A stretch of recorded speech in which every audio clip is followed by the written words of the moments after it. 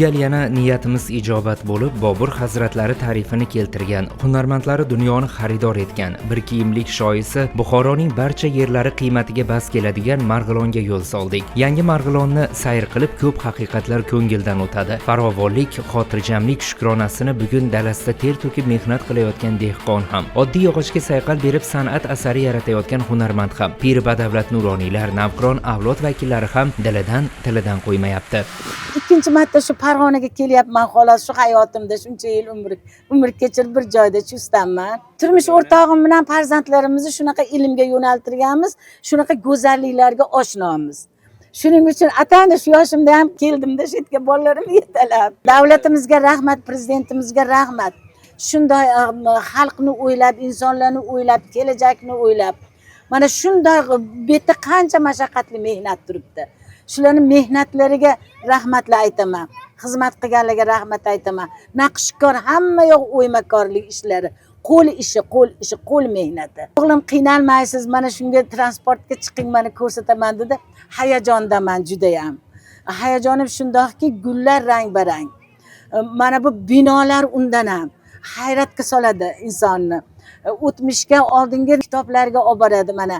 Asarlarga olib boradi. Ayniqsa mana o'tgan kunlari shunda o'ziga o'xshatib qo'yadi beni o'ziga. Marg'ilon qadimdan Buxoroi sharifdan so'ng Sandiqul Orifin, ya'ni oriflar makoni deb atalgan. Bu yerda yashab o'tgan ajdodlarimiz orasida ko'plab olim va fuzalo, orif va hukamolar o'tgan. Shu bois ham bugun Burxoniddin Marg'iloniy ilmiy ma'rifiy va turizm majmuasining ramziy darvozasi peshtoqiga ilm va urfon chirog'i, ko'ngillarning mayog'i degan hikmat bitilgani bejiz emas. Markaziy Osiyo me'moriy an'analarini o'ziga singdirgan Marg'ilon me'morchiligi Farg'ona vodiysiga xos mahalliy madaniyat asosida yuzaga kelgan. Marg'ilon shahrining qadimgi minora va devorlari haqida xalq orasida hozirgacha qiziq xotiralar saqlanib qolgan. Burxoniddin Marg'iloniy turizm majmuasi bo'ylab yursangiz, albatta bu yerda diqqatingizni mana shunday bebaho ustunlar, qadimgi ganchkorlik, yog'och o'ymakorligi namunalari diqqatingizni tortadi. Ular sharq san'atining azaldan rivojlanib kelayotgan bebaho namunalaridir. Eng muhimi, quyosh nurlari ko'tarilganda bu ustunlar yanada yorqinroq jilokorlik kasb etadi.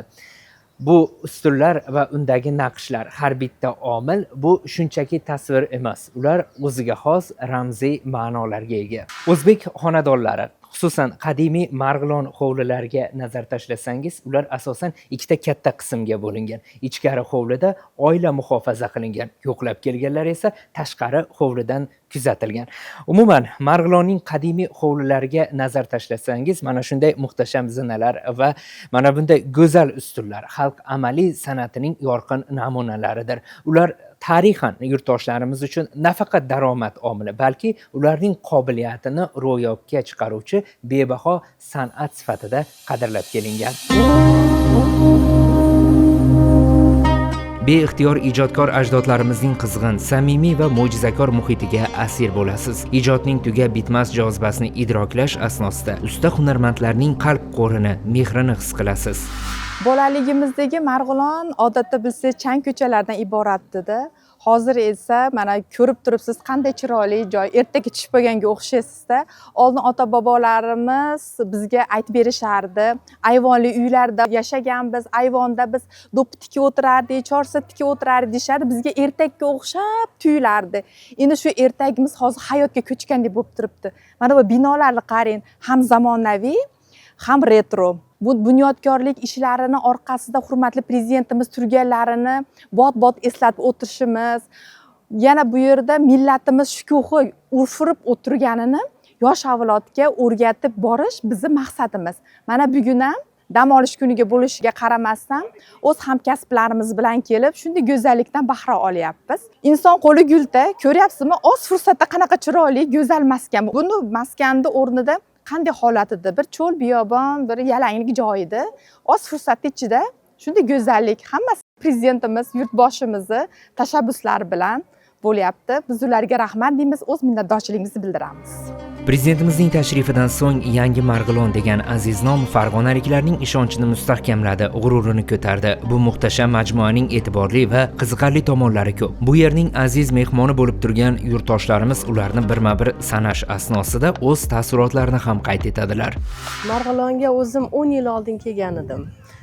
Hozir ko'chalarda o'tyapmiz, Marg'ilonni tanimadim. Juda ham o'zgarib ketgan. Ayniqsa bu kompleksga kirarkanmiz, xuddi bir tarixga tushib qolgandek o'zimizni his qildik. Bu yerda nafaqat Marg'ilonni tarixini, balki Samarqand, Buxoro, Qo'qon, umuman O'zbekistonni qadimiy tarixiga tushgandek bo'ldik. Bu yerdagi binolar, bu yerdagi barpo qilingan gulzorlar, tarixiy obidalar insonni shunchaki tarixga bir sayr qilishga undaydi. Men Marg'ilon xalqiga juda ham minnatdorchilik bildirardim. O'z bag'riga shuncha musofir odamlarni, boshqa davlatlardan, boshqa viloyatlardan kelayotgan insonlarni ochiq chehra bilan kutib olishayotgani. Sanab o'tsangiz juda ham ko'p joylari bor ekan, kutubxonalar bor ekan, Minorai Kalon, Buyuk Ipak yo'lining o'sha tarixiy yo'nalishlari hammasi binolarda, rasmlarda aks ettirilgan. Hattoki obidalarni devoriga chizilgan naqshlarni gul timsolida yerda ekilganlarini ko'rib, inson havasdan lol qoladi xolos. Sirdaryoliklarni, Gulistondagilarni barchasini va mana shu Marg'ilondagi go'zal kompleksga kelib ziyorat qilib, aylanib madaniy hordiq olib ketishlarini tilakdoshiman va ularni chorlab qolaman albatta. Zavqingiz jo'shadi. Sizni tanisa tanimasa mehmonnavozlikni o'rniga qo'yadigan tanti kishilarning samimiy suhbatidan yayraysiz. Ularning el qatori faoliyatini kuzata turib, umr yo'li, hayot ma'nosi haqidagi tasavvurlaringiz yorishadi.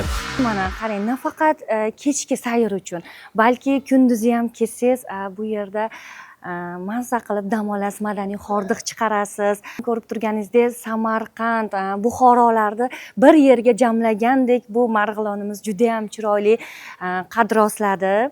Mana bu ustumlarini ko'ryapsiz. Ustumlari juda ham chiroyli. Farg'onalik, Marg'ilonlik yoshlarimiz ham prezidentimizdan juda ham mamnun. Mana o'zim guvohi bo'ldim. Sayr qilib yurgan yoshlarimiz ham, yoshlari ulug' onaxonlarimiz, otaxonlarimiz ham prezidentimizga rahmat deb og'zilari tushmayapti. Men o'zim shaxsan guvohi bo'ldim bu narsani. Palovni xalqimiz azaldan e'zozlashi bor gap. U shunchaki taom emas. U UNESCO merosi ro'yxatiga kiritilgan bebaho namuna deyishimiz mumkin. Haqiqatan ham bugungi kunda Marg'ilonga kelsangiz, bu yerda nafaqat tarix bilan tanishasiz, balki Marg'ilon palovidan ham yeb ko'rgingiz keladi. Chunki bugungi kunda o'zbek milliy taomlari ham gastronomik turizm rivojiga beqiyos hissa qo'shmoqda. Qisqasi, mana shunday bebaho oshni ko'rganda sizning ham ishtahangiz ochiladi va tarixiy muhitda mana shunday yoqimli kayfiyatda taomlanish kishiga huzur bag'ishlaydi. Jahonda qancha millat bo'lsa, barchasining o'z milliy oshxonasi bor va bu o'sha xalqning milliy urf-odatlari o'zagi sanaladi. Dunyoning qay chetida osh damlansa, buni avvalo o'zbek milliy taomi deb bilishadi, sevib tanovul qilishadi. Marg'ilon palovi ham ayni vaqtda bu manzilda taniqli brendga aylangan. Bu yerga juda ko'p turistlar keladi. Yaqinda Polshadan mehmonlarimiz keldi, osh markazimizga. Ular palov bilan mehmon qildim. Xursand bo'lib, milliyligimizni ko'rib, sharoitlarimizni ko'rib juda ham xursand bo'lishdi. Yana kelaman deb ketishdi. Bu yerda har kuni mehmonlar bilan, viloyatlardan kelayotgan mehmonlar bilan suhbatda bo'lasiz. Eng ko'p qanaqa gaplarda aytishadi-da mana sizga? Milliyligimizdan ko'proq tajribga tushadi. Juda ham chiroyli joylar, hali urf-odatlarimizni ko'proq aks ettirishga harakat qilamiz. Ular bilan suhbatlashib, ham chiroyli joylarda, ham turistlar bilan tanishib, dunyoqarashimiz kengayadi. Taomlarimiz ham o'zi turizmga xizmat qiladi. Biz taomlarimizni iste'mol qilgan odam ham shu milliyligimizni his qiladi. Shu palovimizdan, boshqa milliy taomlarimizdan.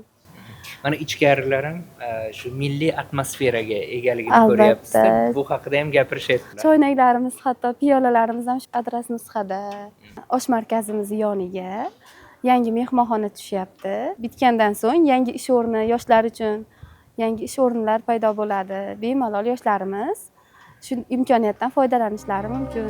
O'zgacha qiyofa kasb etgan Marg'ilonga siz bugun keling. Yozning issiq taftidan soyaga qochmay, betakror manzilda zavq bilan sayohat qilayotgan muhtaram yurtdoshlarimizni uchratasiz bu yerda. Prezidentimiz Farg'ona viloyatiga, xususan Marg'ilonga tashrif buyurganda bu go'zal shaharni ma'rifat elining vatani deb ta'riflagani bejiz emas albatta. Chunki tarixga nazar tashlaydigan bo'lsak, Marg'ilon nafaqat Buyuk Ipak yo'li, balki Qo'qon xonligi tarixida ham muhim o'rin tutgan shaharlardan biri ekanligini anglab yetamiz.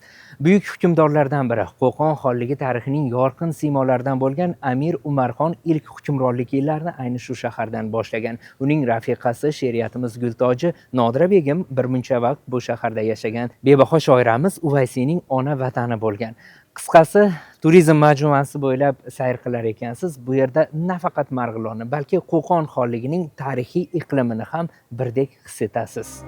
Marg'ilon kabi yurtimiz shaharlarida muazzam binolar ostonasidagi naqshinkor ustunlarni ko'rganingizda beixtiyor to'lqinlanib ketasiz. Mustaqillik poydevorlariga o'rnatilgan ustunlar tinchlik, osoyishtalik, farovonlik, baxt va adolat timsoli bo'lib yashayveradi. Hozir marg'ilonliklarning barchasi navqironlik yoshida, yuragida kuch-g'ayrat bilan Istiqlol bayramini kutib olishga shay. Mustaqilligimizning 35 yillik hayot baxsh nafasi yangi Marg'ilonni chin ma'noda go'zallikka burkamoqda. Bu yuksalish odimlari esa bardavomdir.